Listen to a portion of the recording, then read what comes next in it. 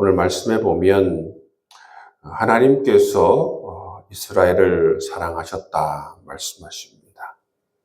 그리고 이스라엘을 향하여서 내 아들이다 말씀해요. 하나님께서는 이 이스라엘에 처음 태어날 때부터 하나님께서는 이스라엘을 사랑하셔서 하나님께서는 이스라엘을 택하시고 이스라엘을 불러냈다 말씀하고 있습니다. 1절 말씀에 보면 하나님께서는 이스라엘이 어렸을 때에 내가 사랑하였다. 내 아들을 애굽에서 불러내었다 말씀하고 있어요. 하나님과 이스라엘의 만남은 이처럼 이스라엘이 애굽에서 종살이 할 때에 하나님께서 그들을 택하여 주시고 그들을 사랑해 주셨다 말씀하고 있습니다. 여러분, 이스라엘에게서 아무런 어떤 사랑할 만한 조건이 없을 때에, 어떤 사랑받을 만한 조건이 없을 때에 하나님께서 이스라엘을 택하시고 부르실 때에 어떤 상태였습니까? 애굽의 종된 상태였습니다. 그럼에도 불구하고 하나님께서는 이들을 선택하시고 이들을 하나님 백성 삼아주셨다라는 것을 볼 수가 있어요. 그런데 이렇게 어렸을 때부터 하나님께서 사랑하시고 그들의 아무런 사랑할 만한 조건이 없을 때부터 하나님께서 사랑하시고 그렇게 사랑으로 돌봤는데 2절 말씀에 보면 그들은 하나님을 버리고 우상을 섬겼다 말씀하고 있습니다. 하나님을 버렸다는 것입니다. 하나님께서 어떻게 자기들을 사랑해 주셨고 어떻게 사랑으로 돌봐 주셨다는 것을 다 잊어버리고 하나님의 이 사랑을 잊어버리고 어떻게 했다는 것입니까? 정말 이 바알들을 섬겼다는 것입니다. 그래서 하나님께서는 선지자를 보내어서 어떻게 하십니까? 그들이 다시 돌아오기를, 그들의 죄를 깨닫기를, 그들의 잘못을 깨닫기를 계속해서 선지자를 보내주셨다는 거예요. 2절 말씀에 보면 선지자들이 그를 부를수록 그들은 점점 멀리하고 바알에게 가서 제사를 드렸다 말하고 있습니다. 하나님께서는 그들의 죄를 깨닫게 하기 위해서 계속해서 선지자들을 보내십니다. 죄를 깨닫고 돌아오게 하기 위해서 계속 보내면 보낼수록 어떻게 합니까? 점점 하나님의 뜻과는 달리 오히려 하나님을 더 멀리하고 우상을 더 섬기는 이들의 모습을 볼 수가 있습니다. 왜 이럴까요? 하나님은 변함이 없이 이들을 사랑하시고 변함없이 하나님께서는 이들에게 은총을 베풀기를 원하시는데 변함없이 사랑하셔서 선지자를 계속 보내어서 그들이 다시 돌아오기를 원하시는데 이들은 왜 그럴까? 이들은 이처럼 하나님을 점점 멀리하고 왜 바알들을 섬기고 왜 우상들을 섬길까? 그것은 바로 여러분 이 거짓에 속아 넘어갔기 때문에 그렇습니다. 그 거짓이 뭐예요? 바알은 땅의 신이다. 너희들이 우리처럼 농사를 잘 짓고 그리고 과실을 많이 거두기 위해서는 산의 신인 하나님이 아니라 이 땅의 신 바알을 잘 섬기면 우리처럼 농사도 잘 되고 부자가 될 수 있다. 이 말에 넘어간 것입니다. 이 말에 모든 이스라엘 백성들이 홀딱 넘어갔어요. 그렇구나. 땅의 신을 섬기야 하는구나. 그래서 그때부터 혼합주의 신앙이 되는 것입니다. 하나님도 섬기고 바알도 섬기고 이렇게 돼버리는 것입니다. 이 거짓에 눈이 멀어버리고 거짓에 사로잡히고 잘 살고자 하는 이 욕심과 욕망에 사로잡히면서 이 잘못된 생각과 잘못된 이 거짓에 사로잡히면서 이들은 이처럼 우상을 섬기게 되어버렸다는 것입니다. 하나님께서는 이처럼 하나님을 점점 멀리하고 점점 여러분 바알을 섬기고 두 마음을 품고 그렇게 하나님을 버려버린 이스라엘 백성들을 향하여서 계속해서 하나님께서는 사랑해 주시는 모습을 볼 수가 있습니다. 4절 말씀해 보시면 4절 말씀에도 하나님께서 이스라엘을 어떻게 사랑해 주시는지를 보여주고 있습니다. 내가 사람의 줄, 곧 사랑의 줄로 그들을 이끌었고 그들에게 대하여 그 몽에서 멍에를 벗기는 자같이 되었으며 그들 앞에 먹을 것을 두었다 말하고 있습니다. 사랑의 줄로 그들을 이끌었다. 이렇게 표현하고 있어요. 이 이스라엘 백성들이 애굽에서 종살이 할 때에 하나님께서 사랑의 줄로 그들을 이끌어내었다는 거죠. 그들이 여러분 이 멍에를 메고 있지 않습니까? 이 멍에를 다 제거해 주셨어요. 그리고 어떻게 하는 것입니까? 멍에를 벗기고 그 앞에 먹을 것을 두었다 말씀해 주고 있습니다. 여러분 소가 멍에를 치고서 먹을 것을 먹으려고 하면 얼마나 여러분 불편하고 힘듭니까?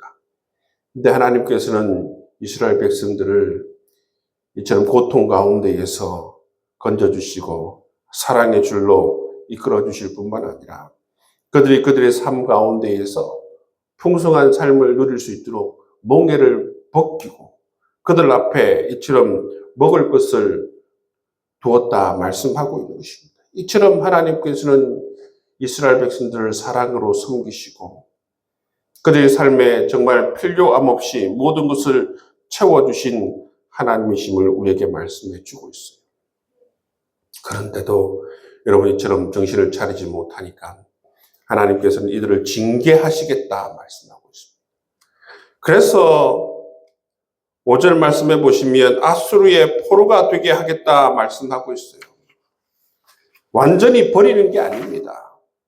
완전히 버리는 게 아니에요. 아수르의 포로가 되게 하시는 이유가 뭐냐 하면 그 이유가 뭐냐 하면 이렇게 선지자를 보내고 이렇게 하나님께서 사랑해 주심에도 불구하고 그들은 끝내 여러분 하나님께로 돌아오려고 하는 사람들이 하나도 없기 때문에 그렇습니다.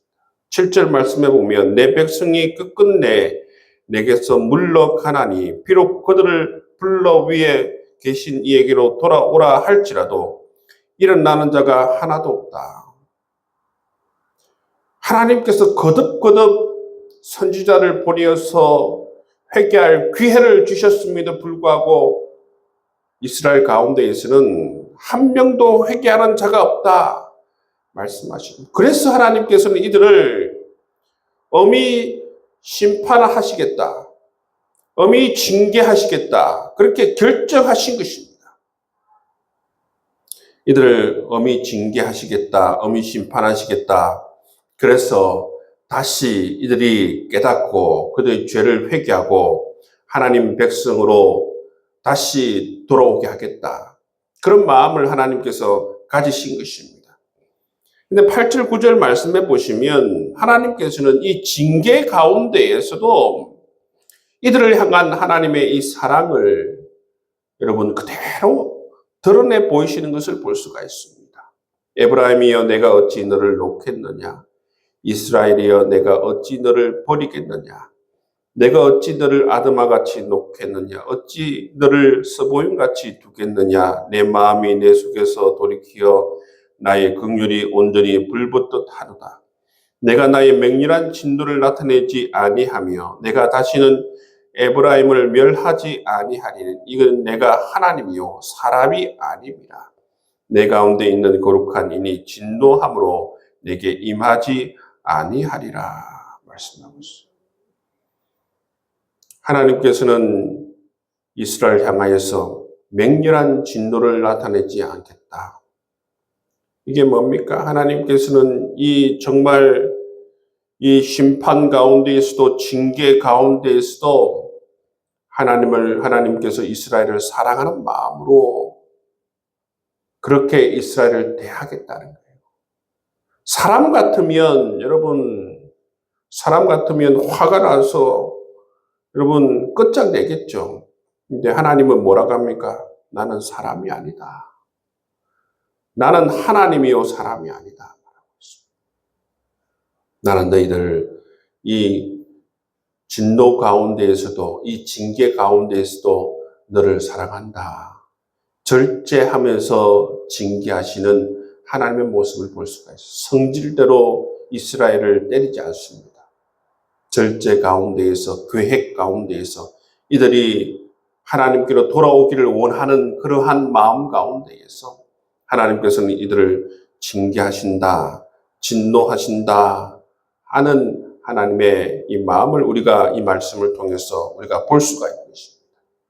하나님께서는 얼마나 여러분 사랑의 하나님이십니까?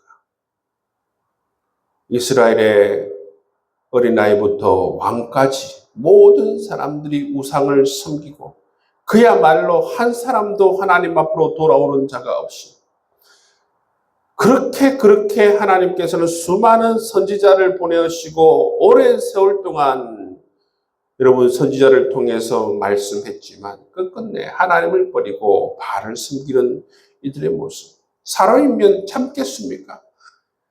근데 하나님은 참으십니다. 징계 가운데에서도 하나님께서는 이처럼 자비를 베푸시는 모습을 볼 수가 있어요. 그리고 하나님께서는 끝끝내 이들을 회개하게 하시고 돌이켜서 하나님 앞으로 불러내시는 모습을 볼 수가 있습니다. 어떻게 해서 불러내십니까? 10절 말씀에 보면 그들은 사자처럼 소리를 내시는 여호와를 따를 것이라. 사자처럼 소리를 내시는 여호와를 따를 것이라 말씀하고 있습니다.